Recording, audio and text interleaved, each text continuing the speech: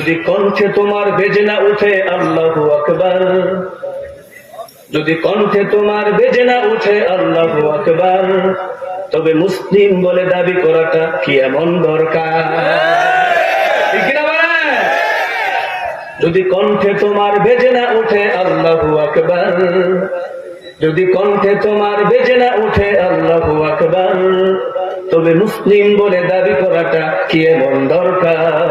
তবে মুসলিম বলে দাবি করাটা কি এমন দরকার? আল্লাহু আকবার, আল্লাহু আকবার, আল্লাহু আকবার, আল্লাহু আকবার।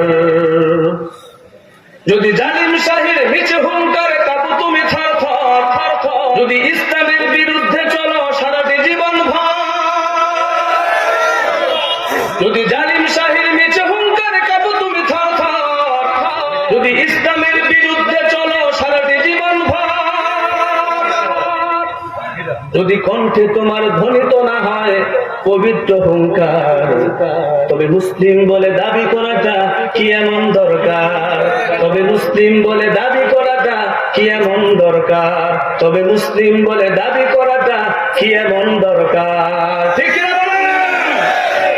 যদি মাজলুমানের আহাজারিতেও লাগে না তোমার মায়া, তবে কিভাবে পাবে কাল হাসরে আরশ পাকের ছায়া? যদি মাজলুমানের আহাজারিতেও লাগে না তোমার মায়া, তবে কিভাবে পাবে কাল হাসরে আরশ পাকের ছায়া?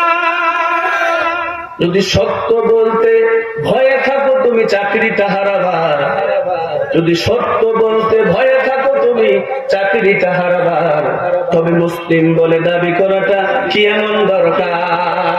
ঠিক না? তবে মুসলিম বলে দাবি করাটা কি এমন দরকার?